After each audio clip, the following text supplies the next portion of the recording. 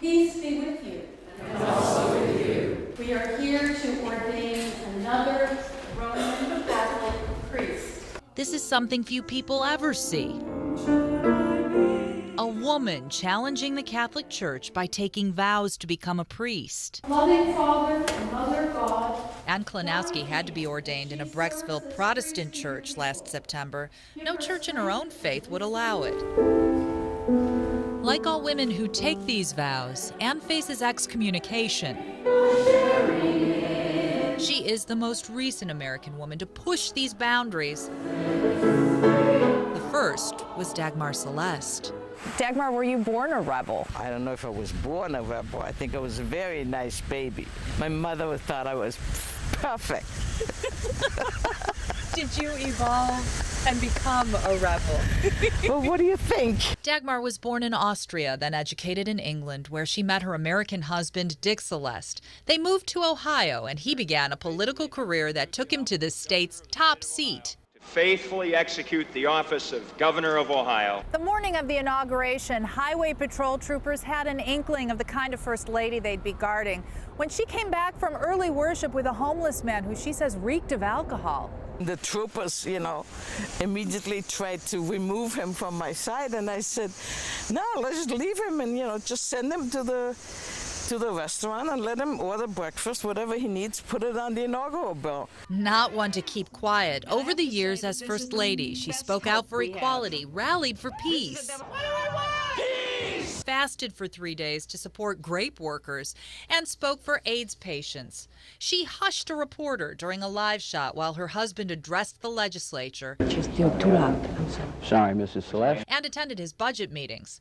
Most memorably, though, she lit a firestorm when she read an erotic passage about lesbians at a gay rights rally. The Plain Dealer headlined the speech. Gay Beat newspaper questioned her sexuality. The governor said there was no question. Is her husband for almost 28 years and has fathered 6 children with her, so I think I can speak with some reasonable authority on the matter. The trouble was Dagmar. That was the headline. I chose to have a political role, and another First Lady might not choose to have that. Dagmar was determined to have a voice. Though she never expected all the criticism, she didn't let it stop her. God prepares you, and there's a cookie crumb trail all along. That trail took her out of the public eye when her husband left office and their marriage eventually dissolved. But she says the trail's very existence prepared her for the priesthood, a calling that so conflicted her she had to pray about it. Feminist First Lady was bad enough. Now you want me to be a feminist priest? This is a joke. It wasn't. In a 2002 ceremony on the Danube, she became one of the first 7 women in the world to call herself an ordained Catholic priest.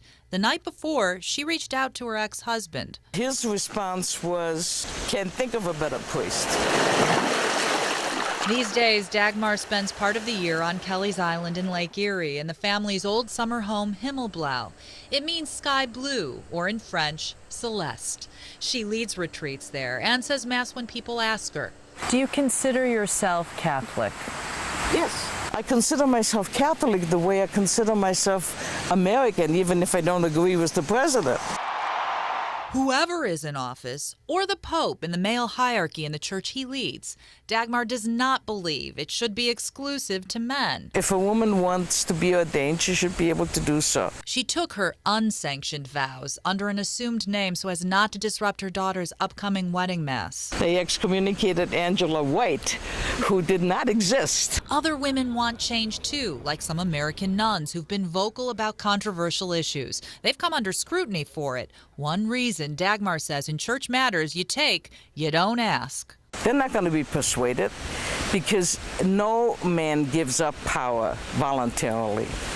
Not in the secular world and not in the religious world. Anne, who is about to be ordained. Dagmar says there are around 130 women who consider themselves Catholic priests in the United States. She expects more will take this path. I introduce to you our new priest. The new Pope has urged his flock to return to the message of love and focus on inclusion.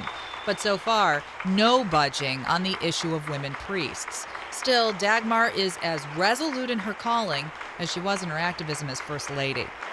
So I'll just continue to do what I've always done. I just hope that I'll do it with a bit more power and grace because of the sacrament.